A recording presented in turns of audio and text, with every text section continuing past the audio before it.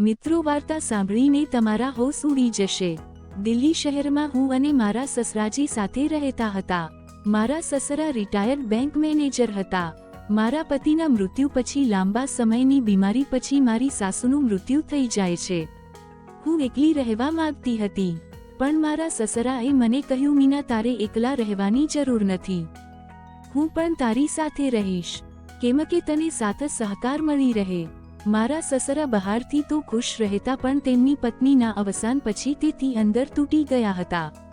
તેમની ઉદાસીને હું દૂર કરવાની કોશિશ પણ કરતી, પણ એક પુરુષનું માનસિક મનોબળ સ્ત્રી કરતાં મજબૂત હોય છે, એટલે હું તેમને કંઈ પણ કહું એટલે તે મને કહેતા, ચિંતા ના કર મીના, હું ઠીક છું। મારા પતિનું નાની ઉંમરમાં જ મોત થઈ ગયું હતું।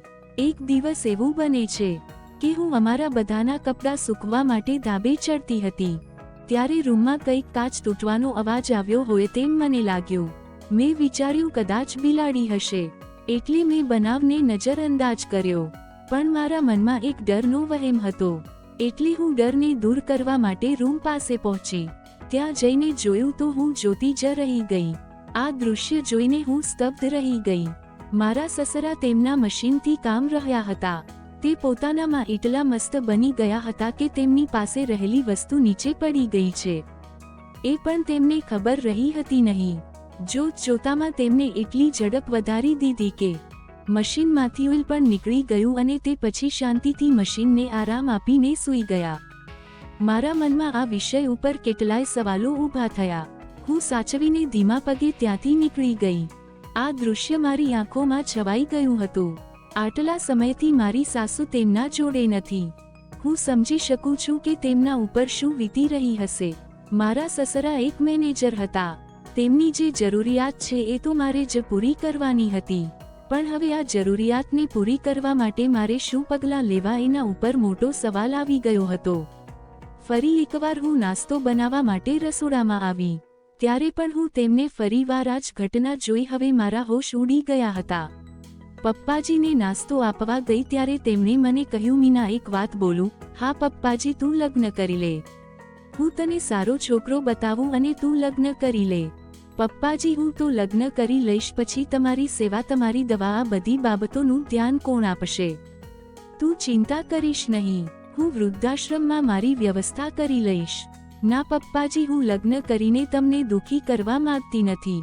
પપ્પાજીની આ વાતને મેં સ્વીકારી દીધી। પપ્પાજીનું પેન્શન અને બીજી અમારી દુકાનનું ભાડું, આ બધી આવકથી અમારું ઘર એકદમ મસ્ત ચાલતું હતું। દિલ્હીમાં અમે એક નાનકડી સોસાયટીમાં રહેતા હતા। અમારે ત્યાં સવારે વહેલા દૂધવાળો આવે છે, તે મને પ્રેમભરી નજરેથી જોઈ રહેતો હતો અને કહેતો, ભાભી, શું તમે આટલા મોટા ઘરમાં એકલા રહો છો? મેં કહ્યું, નહીં તો કેમ, શું કામ હતું? ના ના, બસ એમ જ પૂછી લીધું। હું વિચારવા લાગી કે દૂધવાળો મારા ઉપર કંઈક વિચારી રહ્યો હોય તેમ મને લાગ્યું। સવારે ચા બનાવીને હું મારા સસરાના રૂમમાં આપવા ગઈ ત્યારે તે હાજર હતા નહીં, એટલે ત્યાં તેમનો ફોન મેં જોયો ત્યારે મારું મન ના કહેતું હતું કે કોઈનો પણ ફોન જોવો યોગ્ય નથી, તો પણ મેં સાહસ કરી ફોન ચાલુ કર્યો।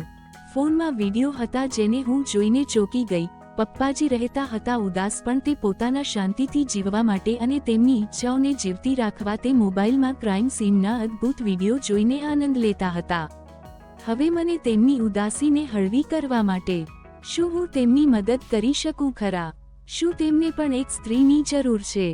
મેં વિચાર્યું, હું પપ્પાજીને એક પત્ની વિશે વાત કરું। શું આ રીતે વાત કરવી યોગ્ય રહેશે ખરા? આવા વિચારોમાં હું પડી ગઈ। સાંજનો સમય હતો, એટલે મારે રસોડાના કેટલાક કામ કરવાના હતા। ત્યારે મેં વિચાર્યું, પપ્પાજીને કહું કે તે બજાર જઈને શાકભાજી લેતા આવે। ત્યારે હું ધીરે ધીરે તેમના રૂમ તરફ આગળ વધવા લાગી। ત્યારે તેમના રૂમ નજીક ગઈ, એટલે રૂમની અંદરથી ધીમો ધીમો અવાજ આવતો હતો। અવાજ એવો હતો કે હું તેને જાણવા માટે એકદમ આતુર બની ગઈ। જ્યારે મેં રૂમ તરફ ડોકિયું કર્યું ત્યારે ફરીવાર તે હાથમાં માલિશ કરતા હોય તેમ મશીન પર કામ કરી રહ્યા હતા, કે કોઈ બાજુમાં છે કે નહીં તેનું તેમને ભાન પણ હતું નહીં। પપ્પાને જોઈને મને પણ અંદરથી તેમની મદદ કરવાનો વિચાર આવી ગયો હતો।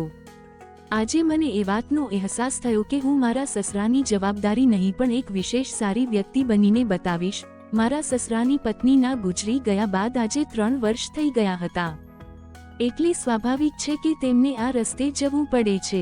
તે મારી સાસુને બહુ યાદ કરતા હશે. સાંજનો સમય થયો એટલે પપ્પાજી ઘરમાં છાપું વાંચતા હતા. એટલે હું રસોઈ તૈયાર કરતી હતી. હું પણ વારંવાર મારા સસરાની સામે જોઈને વિચાર કરી રહી હતી કે શરૂઆત કેવી રીતે કરું. શું કહું પપ્પાજીને કે તે મારી વાતને માન આપે. પછી મેં એક કડક મીઠી ચા બનાવી અને તેમની જોડે ચા લઈને ગઈ. પપ્પાજી ચા? અરે મીના, શું વાત છે? આજે સાંજના સમયે ચા? હા પપ્પાજી, આજે સવારે પણ ચા નાસ્તો બરાબર કર્યો નહોતો, એટલે હું તમારા માટે ચા લાવી. પપ્પાજી હસતા મુખે મને કહ્યું થેન્ક યુ. પછી મેં કહ્યું પપ્પાજી, મારી સાસુના ગુજરી ગયા બાદ શું તમને કોઈ દિવસ તેમની યાદ આવી? મારા સસરાએ છાપું બાજુમાં મૂક્યું અને તે બોલ્યા, કેમ આજે આવો પ્રશ્ન કર્યો? બસ એમ જ. વહુ બેટા, યાદ તો કોને ના આવે? એક પત્ની જે પતિની તમામ વાતોનું ધ્યાન રાખે અને જ્યારે તે ના હોય એટલે એક પતિની હાલત શું થાય એ તો મારા જેવા માણસને જ ખબર પડે. પપ્પાજી, હું પણ રાકેશના ગયા પછી સાવ એકલી થઈ ગઈ છું. હા બેટા, તું પણ તારી જગ્યાએ સાચી છે. પપ્પા, તમે ખોટું ના માનો તો એક વાત બોલું? હા, તમે બીજા લગ્ન કરી લો. તે હસ્યા અને કહ્યું, હવે મારે ક્યાં જરૂર છે? પપ્પાજી, મને ખબર છે કે તમે કેટલું એકલવાયું મહેસૂસ કરો છો. મેં તમારો ફોન જોયો હતો અને ફોનમાં જોઈને તમે જે કામ કરીને પોતાના મનને કેવી રીતે સંભાળી રહ્યા છો એ બધી મને ખબર છે. તે એકદમ ચકિત થઈ ગયા અને બોલ્યા, શું બોલે છે તું? મારી આટલી બધી જાસૂસી કેમ કરે છે? પપ્પાજી, હું એ બધું જાણું છું જે એક વ્યક્તિને જાણવું જોઈએ. તમે ચિંતા ના કરો. જો તમે મને પરવાનગી આપો તો તમારું કામ હું પણ સરળ કરી શકું છું. મને પણ એ જ જોઈએ છે જે એક પત્નીને તેના પતિ પાસેથી મળવું જોઈએ. ત્યારે મારા સસરા કહે છે, વહુ પણ સમાજ શું કહે છે? પપ્પાજી, સમાજ આપણને સમજશે નહીં અને સમાજના ડરથી આપણે કોઈ દિવસ એકબીજાને સમજી શકીશું નહીં. આમાં કોઈ જ ખોટું નથી. તમને રોજ આવી રીતે જોઈને હું પણ હવે મારી લાગણીઓને સાચવી શકતી નથી. એટલે આજે મેં સાહસ કરીને તમને મારા મનની વાત કહી દીધી. પણ મીના, જે વાત તે મને આજે કહી છે તે મારા માટે એકદમ અઘરી છે. પપ્પાજીની અંદર હું મારા વિચારો ભરીને તેમની ઈચ્છાઓને પૂરી કરવાની કોશિશ કરીશ. પપ્પાજી, આપણે આજે રાત્રે ઢોસાની રેસીપી બનાવવાની છે. શું તમને ભાવશે? હા, કેમ નહીં? હવે તો દરેક તારા હાથની બનેલી વાનગી મને અમૃત જેવી લાગશે. હું શરમ સાથે ત્યાંથી નીકળી ગઈ. સાંજનું જમવાનું તૈયાર હતું. મેં મારા સસરાને જમવા બોલાવી દીધા હતા. તે મારા વખાણ કરવા લાગ્યા અને કહેવા લાગ્યા, આજે તારા હાથે બનેલ રસોઈનો સ્વાદ જ અલગ છે. પપ્પાજી, થોડા સમય પછી હું પણ તમને સ્વાદિષ્ટ જ લાગવાની છું. રાતનો સમય થઈ ગયો હતો. હું પણ હવે ઘરના તમામ કામ પતાવીને ટીવી જોતી હતી. ત્યારે હું એક સામાન્ય ડ્રેસમાં હતી. ત્યારે મારા સસરા આવે છે. મને જોઈને કહે છે, અરે મીના, 12 વાગવા આવ્યા અને હજુ સુધી તું ટીવી જોઈ રહી છે? હા પપ્પાજી, મને ઊંઘ નથી આવતી. કેવી રીતે આવે? જ્યારે એક જરૂરિયાત ધરાવતી વ્યક્તિને બીજા વ્યક્તિનો સાથ ના મળે ત્યાં સુધી કોઈ પણ ધીરજ પૂરી થતી નથી. પપ્પાજી, જ્યારથી હું જોઉં છું ત્યારથી તમે ઉદાસ રહો છો. પણ જ્યારે મારી વાતને સમજશો ત્યારે તમારી બધી તકલીફ દૂર થશે.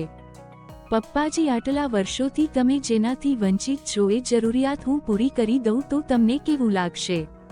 મીના, તું બહુ જ સુંદર લાગે છે. પપ્પાજી, જ્યારથી મેં તમને મશીન સાથે કામ કરતા જોયા છે ત્યારથી હું પણ મારી ભાવનાઓને તમારી સાથે જોડવા માંગુ છું. આ સાંભળી મારા સસરા મારી સામે શરમથી જોવા લાગે છે. ત્યારે હું ધીરેથી તેમને કહ્યું, એમાં કંઈ ખોટું પણ નથી. પણ મીના, તું શું તૈયાર છે? પપ્પાજી, હું તો તે દિવસથી મન લગાવીને તૈયાર છું. પપ્પાજી, જ્યારે પણ એક વ્યક્તિ બીજી વ્યક્તિને સમજે છે ત્યારે તેમના મનને શાંતિ થાય છે. પછી હું તેમના પાસે ગઈ ત્યારે તે મને હાથ પકડીને તેમની પાસે બેસાડીને કહે છે, આજે આપણે ખૂબ મસ્તી અને આનંદ કરવાનો છે. હું તેમને એ જ દિશામાં આગળ વધે એવી રીતે તૈયારી કરી રહી હતી. પપ્પાજી બહુ જ મજબૂત અને સ્વસ્થ હતા. તેમના કામનો ચમત્કાર મને અસર કરવા લાગ્યો હતો. મારી સાસુના વિચારોને તેમનામાં ભરીને મારા સસરાને મેં વધુ તેજ કરી રહી હતી.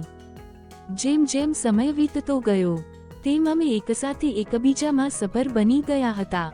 જોત જોતામાં રાતના 3 વાગી ગયા હતા. પપ્પાજીને આજે મેં ખૂબ મસ્તી સાથે આનંદ પણ કર્યો. તેમની ચિંતા અને વિચારોમાં 4 ચાંદ લગાવી દીધા. તે કહેવા લાગ્યા, મીના, રાતના 3 વાગી ગયા, ખબર પણ ના પડી. પપ્પા, તમે એક મીઠી ચા પીશો? હા, કેમ નહીં. હવે તો હું તમે જે કહેશો એ હું કરવા તૈયાર છું. મીના, તમારી સાસુના અવસાન પછી પહેલીવાર મને તું સમજી શકી છે.